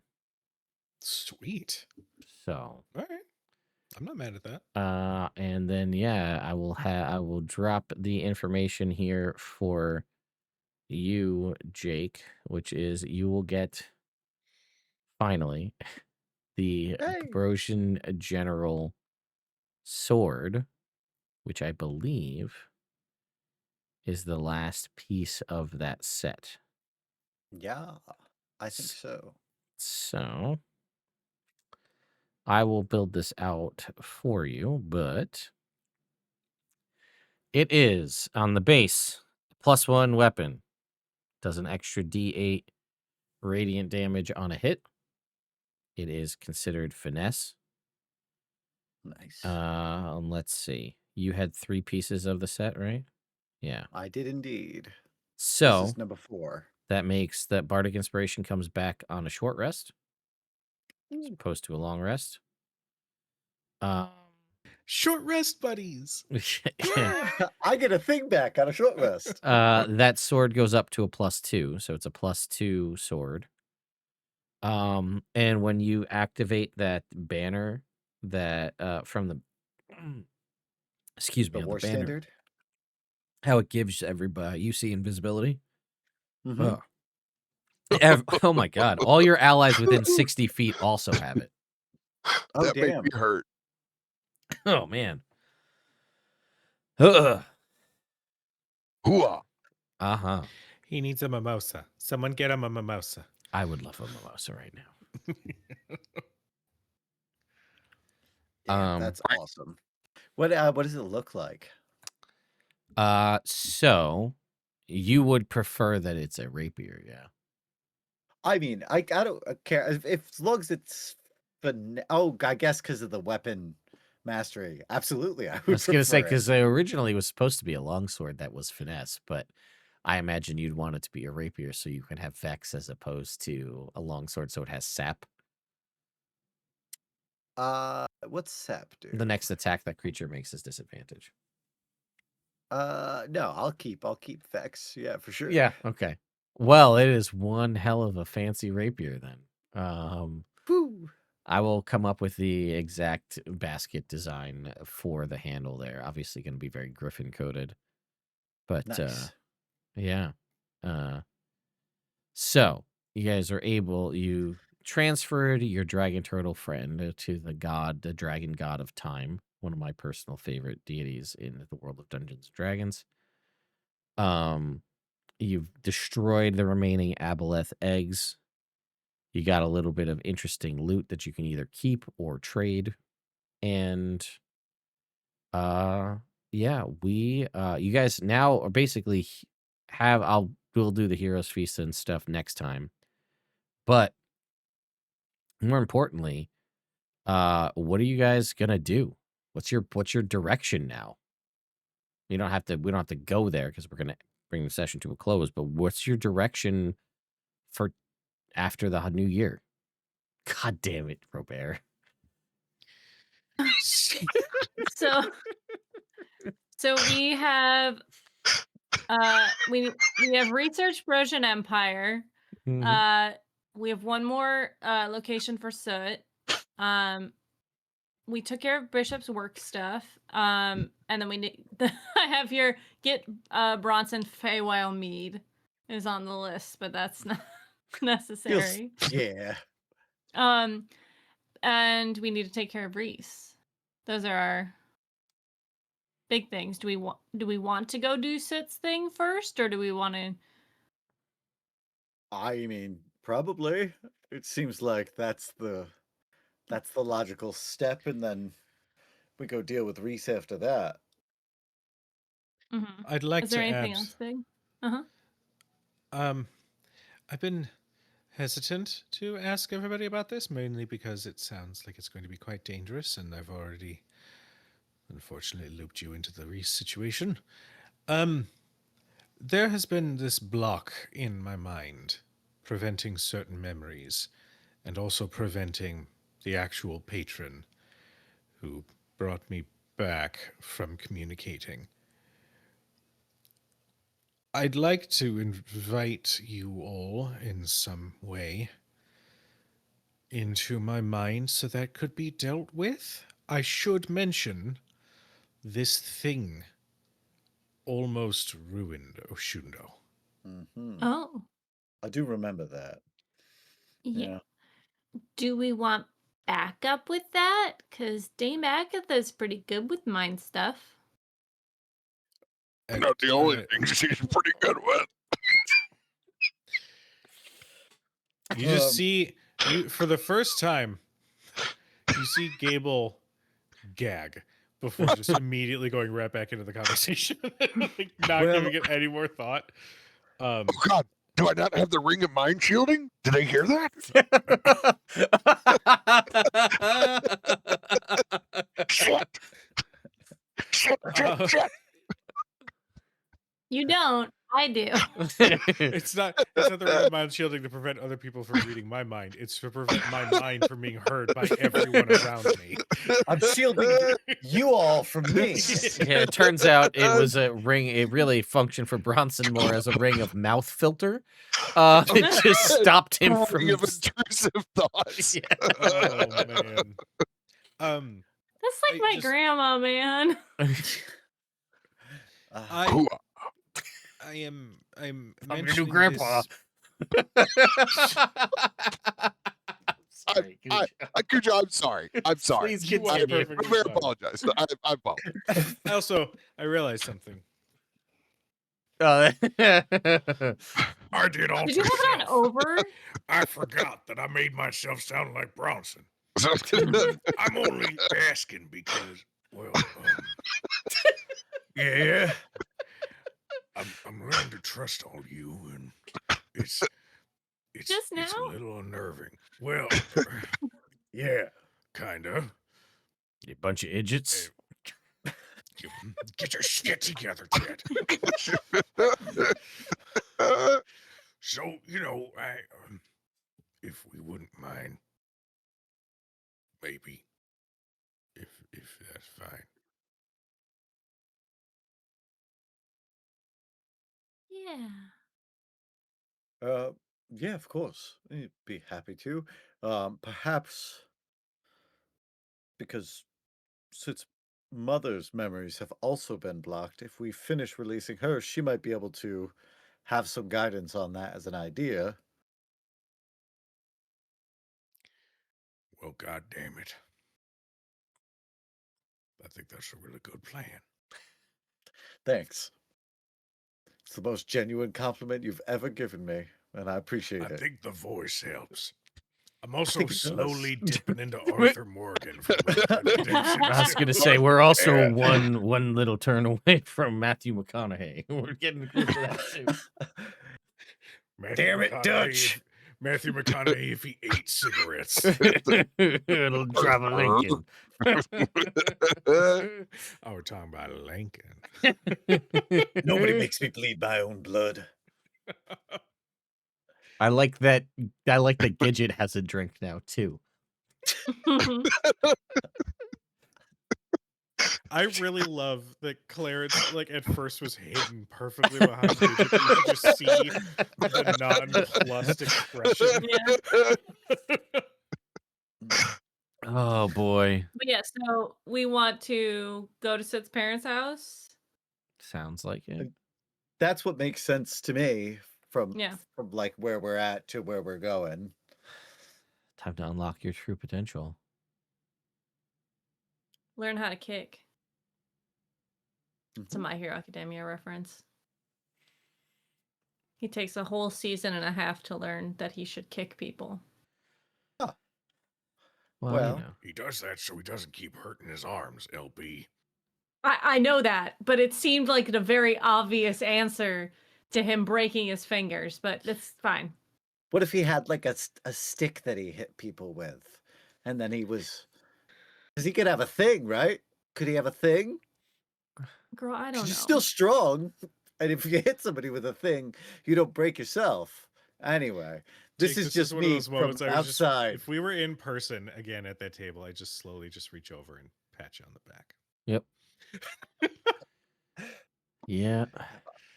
Baseball bat. Anyway, we're gonna. I guess we'll talk more offline as we. Sounds like we're gonna be heading over to Soot's parents' house to light that final beacon potentially in 2 weeks' time after the holiday. But we'll see where this ends up leading us ultimately. So I'll just run down the list here. Robert, I know you're. God damn it! Now this chocolate bar. Well, we know what Robert's been focusing on in tonight's session. So much. Aside from living your best Hanna-Barbera over here, let's I know. Kabong over here. Yeah, I was gonna say. We what's going on with you? Because I know we've got a weird schedule for the next couple of weeks with people who are playing D&D and not playing D&D. What's going on with you? That's right. You can go over to Captain Robert's channel that's streaming all the time and see Vecna tomorrow live for the last time of the year. And yeah, we go on a little bit of a holiday break. I believe the mods are going to play on Sunday in Curse of Strahd, where we do anything but Barovia. Mm-hmm. And then we got a little bit of break. And you know what break means? Me and Ted are going to tell you that we're going to stream Guild Wars. Then we're going to play, and then we're going to not stream it. But we're going to try, by God. I tell you what, we're going to try. We almost tried the other night, and then we didn't. And yeah. Then coming up on the 28th will be my birthday, and we'll probably play some Marvel Rivals with the friends, and have cocktails and hang out, be cool. Sweet. LB, what about you? Everybody, I'm LB Hack 'em Up. I got a quiet week ahead. I am going to be doing a game of Clue on Monday night on Rediscovery RPG at 8 p.m. I am playing a character who is very much like Mrs. Peacock. She is Mrs. Cole. And the only thing I have so far is I'm going to go, good heavens, all the time. And that's my character. So enjoy that. And then, actually Saturday, we're doing a Slop Squad episode. So, it's a game where we get some people together and play, Slop Squad games like Repo and, Content Warning, those sort of things. This week we are playing Blue Ridge Hunting, which is a horror game. It's going to be me, Danny, CG Danny B, and R Justice 282, which will be on my channel, Hack Recklessly. And then tomorrow night, Ren and I will go back and play more of Life is Strange, the prequel game. Oh, shit. Yeah, it got pretty shit. intense last time. I got flustered by pretty girls. What else is new? But it's gonna be fun. I played D&D in that game. It was fun. Yeah, there's a scene where you can play D&D with two people, and it's very fun. So that's me. That's Nice. dope. Jake, what about you? Internet, you can check out my podcast, Legends Rerolled. We haven't released in a little while because Sean and Celine got married, and they do all the releasing stuff. But that means perfect time to catch up on all of the all. So come that out, and we'll have some new content. So that's me. New year, new content. Cujo, what about you? Who dis? Well, hey there, I'm Cujo. You can find me all over the place. No, I'm sorry. I will stop that. It is too easy and so much fun. Hi, I'm Cujo. You can find me all over the places, either Cujo Plays Games or Critic Chronicles if you're a fan of more TTRPG focused content. Tomorrow night is episode 3 out of 4 of our Kingdom Hearts Daggerheart series, which has been so much fun. Friday we have Shadows Over Baldur's Gate, which no big reveals happened last session. That was everything was fine. And then if you are a fan of my voice and are a fan of more darker themed things, check out Road to Hell. It is a Hunter the Reckoning podcast, which got its 7th award nomination, which is bonkers. So if you're a fan of World of Darkness games and are a fan of beautiful sound editing, then go check out that series. And other than that, the words. Ted, what about you? Is this the newest iteration of Under the Reckoning, or is this the old one? The newest. Gotcha. It's fun. Yeah, I've got some videos coming out on the channel. We've been covering a lot of the stuff that has dropped recently, from fun magical effects in Netherild's Fall to the new species contained in the Eberron Forge of the Artificer book. Actually just did a video talking about the feats from the Lorwyn Shadowmoor book, and there's actually a really cool one for the Shadowmoor one. It's just like, hey, you get Hex, and you can cast Hex once a day for free, but also like whenever someone's under the effect of your Hex and they like hit you, they take damage. So it like applies generally, I think, to just anybody who has access to the hex spell. So it's a cool little thing for warlocks as well. So there's like a lot of fun little things if you're willing to dive in and take a look at the different nuance of the builds and things. So definitely worth checking some of that stuff out. And we'll probably be diving into the feats in the all the dragon mark feats in Eberron Forge of the Artificer, which has some really cool new stuff in there as well. Yeah, and then I'll be over on Robert's channel tomorrow to deal with all of the outfall of last week. And then yeah, we'll be maybe playing streaming Guild Wars, maybe not. We'll see.